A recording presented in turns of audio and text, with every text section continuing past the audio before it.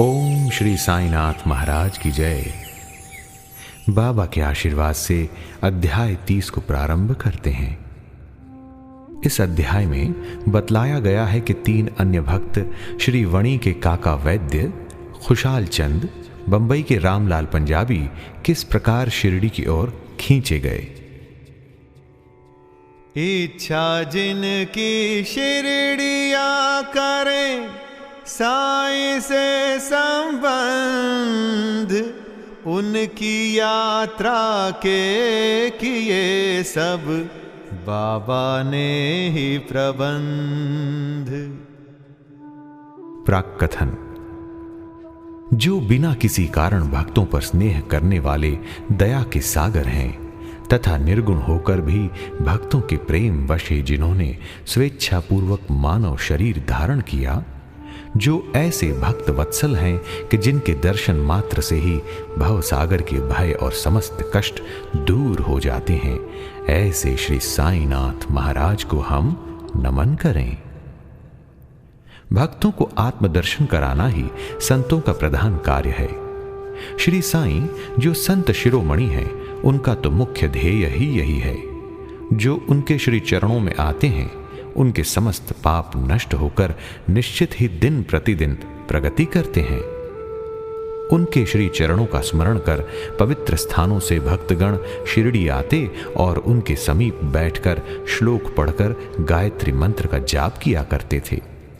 परंतु जो निर्बल तथा सर्व प्रकार से दीनहीन हैं और जो ये भी नहीं जानते कि भक्ति किसे कहते हैं, उनका तो केवल इतना ही विश्वास कि अन्य सब लोग उन्हें असहाय छोड़कर उपेक्षा भले ही कर दें, परंतु अनाथों के नाथ और प्रभु श्री साईं मेरा कभी परित्याग न करेंगे।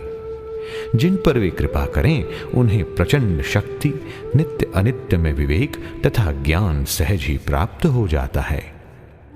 वे अपने भक्तों की इच्छाएं जानकर उन्हें पूर्ण किया करते हैं, इसीलिए भक्तों को मनोवांछित फल की प्राप्ति हो जाया करती है और वे सदा कृतज्ञ बने रहते हैं।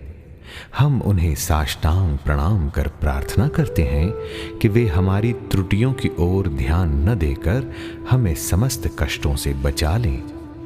जो विपत्तिग्रस्त प्राणी इस प्रकार श्री साईं से प्रार्थना करता है, उनकी कृपा से उसे पूर्ण शांति तथा सुख समृद्धि प्राप्त होती है।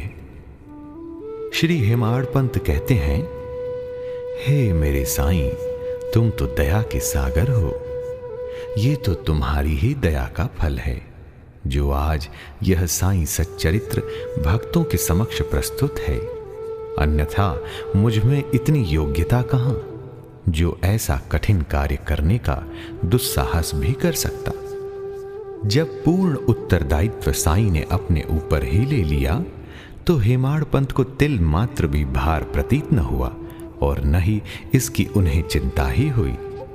श्री साईं ने इस ग्रंथ के रूप में उनकी सेवा स्वीकार कर ली। यह केवल उनके पूर्व जन्म के शुभ संस्कारों के कारण ही संभव हुआ, जिसके लिए वे अपने को भाग्यशाली और कृतार्थ समझते हैं। नीचे लिखी कथा कपोल कल्पित नहीं, वरन विशुद्ध अमृत तुल्य है। इसे जो हृदयंगम करेगा, उसे श्री साईं की महानता और सर्वव्यापकता विदित हो जाएगी। परंतु जो वाद विवाद और आलोचना करना चाहते हैं, उन्हें इन कथाओं की ओर ध्यान देने की आवश्यकता भी नहीं है। यहां तर्क को नहीं, वरन प्रगाढ़ प्रेम और भक्ति की अत्यंत अपेक्षा है। विद्वान भक्त तथा श्रद्धालु जन अथवा जो अपने को साईं पद सेवक समझते हैं, उन्हें ही ये कथाएं रुचिकर तथा शिक्षाप्रद प्रतीत होंगी। अन्य लोगों के लिए तो वे निरी कपोल कल्पनाएं ही हैं। श्री साईं के अंतरंग भक्तों को श्री साईं लीलाएं कल्पतरु के सदृश हैं। श्री साईं लीला रूपी अमृत पान करने से अज्ञानी जीवों को ज्ञान, गृहस्थाश्रमियों को संतोष तथा मुमुक्षुओं को एक उच्च साधन प्राप्त होता है। अब हम इस अध्याय की मूल कथा पर आते हैं। आइए सबसे पहले काकाजी वैद्य की कथा को सुनें। नासिक जिले के वणी ग्राम में काकाजी वैद्य नाम के एक व्यक्ति रहते थे। वे श्री सप्तश्रृंगी देवी के मुख्य पुजारी थे। एक बार वे विपत्तियों में कुछ इस प्रकार ग्रसित हुए कि उनके चित्त की शांति भंग हो गई और वे बिल्कुल निराश हो उठे। एक दिन अति व्यथित होकर देवी के मंदिर में जाकर अंतःकरण से वे प्रार्थना करने लगे, हे देवी, हे दयामयी, मुझे कष्टों से शीघ्र मुक्त करो। उनकी प्रार्थना से देवी प्रसन्न हो गईं और उसी रात्रि को उन्हें स्वप्न में बोली, तू बाबा के पास जा, वहां तेरा मन शांत और स्थिर हो जाएगा। बाबा का परिचय जानने को काका जी बड़े उत्सुक थे, परंतु देवी से प्रश्न करने के पूर्व ही उनकी निद्रा भंग हो गई। वे विचारने लगे कि ऐसे ये कौन से बाबा हैं जिनकी ओर देवी ने मुझे संकेत किया है। कुछ देर विचार करने के पश्चात वे इन निष्कर्ष पर पहुंचे कि संभव है कि वे त्र्यंबकेश्वर बाबा शिव ही हों। इसलिए वे पवित्र तीर्थ त्र्यंबक अर्थात नासिक गए और वहां 10 दिन व्यतीत किए। वे प्रातःकाल उठकर स्नान आदि से निवृत्त हो रुद्र मंत्र का जाप कर साथ ही साथ अभिषेक व अन्य धार्मिक कृत्य भी करने लगे, परंतु उनका मन पूर्ववत ही अशांत बना रहा। तब फिर अपने घर लौटकर वे अति करुण स्वर में देवी की स्तुति करने लगे। उसी रात्रि में देवी ने उन्हें पुनः स्वप्न में दर्शन देकर कहा, तू व्यर्थ ही त्र्यंबकेश्वर क्यों गया? बाबा से तो मेरा अभिप्राय था शिरडी के श्री साईं समर्थ से। अब काका जी के समक्ष मुख्य प्रश्न यह उपस्थित हो गया कि वे कैसे और कब शिरडी जाकर बाबा के श्री दर्शन का लाभ उठाएं। यथार्थ में यदि कोई व्यक्ति किसी संत के दर्शन को आतुर हो तो केवल संत ही नहीं, भगवान भी उसकी इच्छा पूर्ण कर देते हैं। वस्तुतः यदि पूछा जाए तो संत और अनंत एक ही हैं और उनमें कोई भिन्नता नहीं। यदि कोई कहे कि मैं स्वतः ही अमुक संत के दर्शन को जाऊंगा तो इसे निरे दंभ के अतिरिक्त और क्या कहा जा सकता है? संत की इच्छा के विरुद्ध उनके समीप जाकर कौन दर्शन ले सकता है? उनकी सत्ता के बिना वृक्ष का एक पत्ता भी नहीं हिल सकता। जितनी तीव्र उत्कंठा संत दर्शन की होगी, तद अनुसार ही उसकी भक्ति और विश्वास में वृद्धि होती जाएगी और उतनी ही शीघ्रता से उनकी मनोकामना भी पूर्ण होगी। जो निमंत्रण देता है वह आदर आतिथ्य का प्रबंध भी करता है और काका जी के संबंध में सचमुच यही हुआ। आइए अब श्यामा की मान्यता की कथा सुने। जब काका जी शिरडी यात्रा करने का विचार कर रहे थे, उसी समय उनके यहां एक अतिथि आया जो कि श्यामा के अतिरिक्त और कोई न था। श्यामा बाबा के अंतरंग भक्तों में से थे। वे ठीक इसी समय वणी में क्यों और कैसे आ पहुंचे, अब हम इस पर दृष्टि डालें। बाल्यावस्था में वे एक बार बहुत बीमार पड़ गए थे। उनकी माता ने अपनी कुल देवी सप्तश्रृंगी से प्रार्थना की कि यदि मेरा पुत्र निरोग हो जाए तो मैं उसे तुम्हारे चरणों पर लाकर डालूंगी। कुछ वर्षों के पश्चात ही उनकी माता के स्तन में दाद हो गई। तब उन्होंने पुनः देवी से प्रार्थना की कि यदि मैं रोग मुक्त हो जाऊं तो मैं तुम्हें चांदी के 2 स्तन चढ़ाऊंगी। पर ये दोनों वचन अधूरे ही रहे। परंतु जब वे मृत्यु शैया पर पड़ी थीं, तो उन्होंने अपने पुत्र श्यामा को समीप बुलाकर उन दोनों वचनों की स्मृति दिलाई तथा उन्हें पूर्ण करने का आश्वासन पाकर प्राण त्याग दिए। कुछ दिनों के पश्चात वे अपनी यह प्रतिज्ञा भूल गए और इसे भूले पूरे 30 वर्ष व्यतीत हो गए। तभी एक प्रसिद्ध ज्योतिषी शिरडी आए और वहां लगभग 1 मास ठहरे। श्रीमान बूटी साहेब और अन्य लोगों को बतलाई उनकी सभी भविष्यवाणी प्रायः सही निकली, जिनसे सबको पूर्ण संतोष था। श्यामा के लघु भ्राता बापा जी ने भी उनसे कुछ प्रश्न पूछे। तब ज्योतिषी ने उन्हें बताया कि तुम्हारे ज्येष्ठ भ्राता ने अपनी माता को मृत्यु शैया पर जो वचन दिए थे उनके अब तक पूर्ण न किए जाने के कारण देवी असंतुष्ट होकर उन्हें कष्ट पहुंचा रही है। ज्योतिषी की बात सुनकर श्यामा को उन अपूर्ण वचनों की स्मृति हो आई। अब और विलंब करना खतरनाक समझकर उन्होंने सुनार को बुलाकर शीघ्र चांदी के 2 स्तन तैयार कराए और उन्हें मस्जिद में ले जाकर बाबा के समक्ष रख दिया तथा प्रणाम कर उन्हें स्वीकार कर वचन मुक्त करने की प्रार्थना की। श्यामा ने कहा,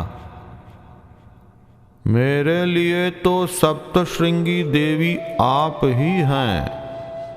परंतु बाबा ने साग्रह कहा कि तुम इन्हें स्वयं ले जाकर देवी के चरणों में अर्पित करो।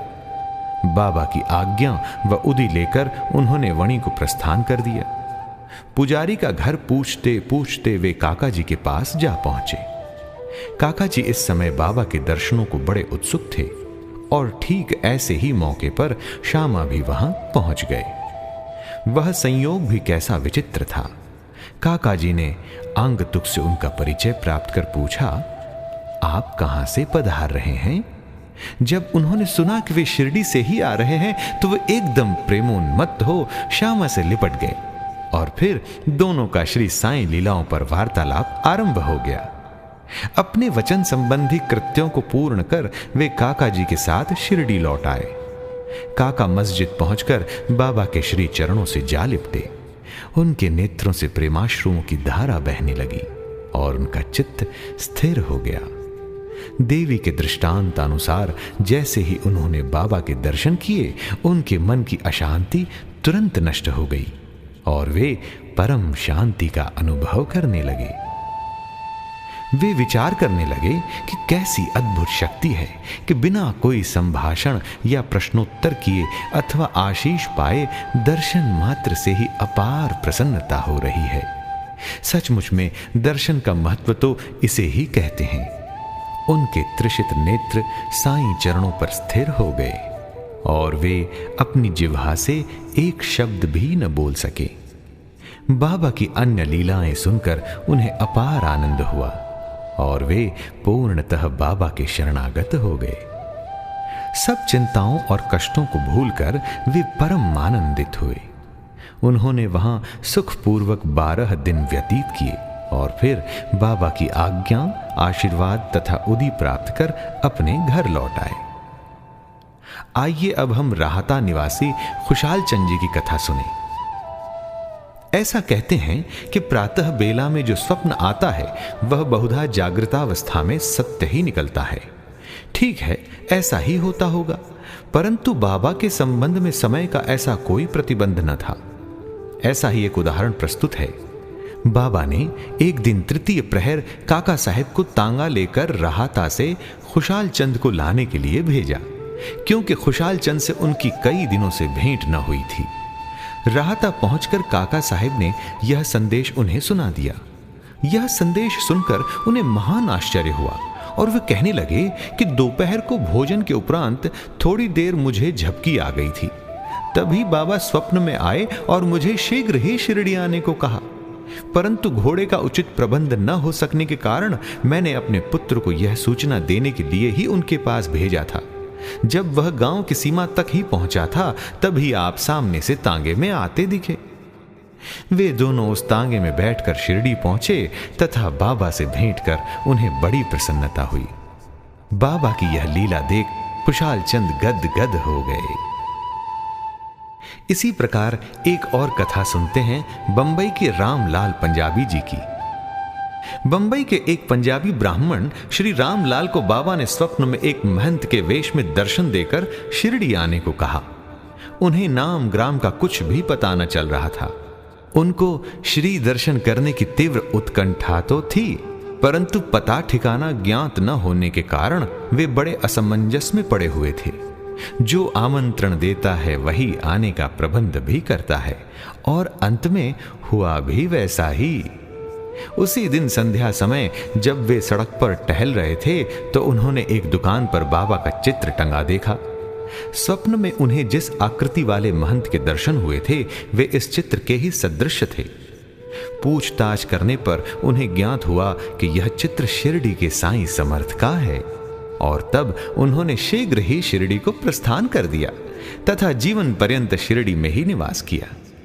इस प्रकार बाबा ने अपने भक्तों को अपने दर्शन के लिए शिरडी में बुलाया और उनकी लौकिक तथा पारलौकिक समस्त इच्छाएं पूर्ण की। संत की इच्छा के बिना ना उनका दर्शन होए, जब भक्ति विश्वास बढ़े तब संत की आज्ञा हो। श्री सद्गुरु साई नाथार्पणमस्तु। शुभम भवतु।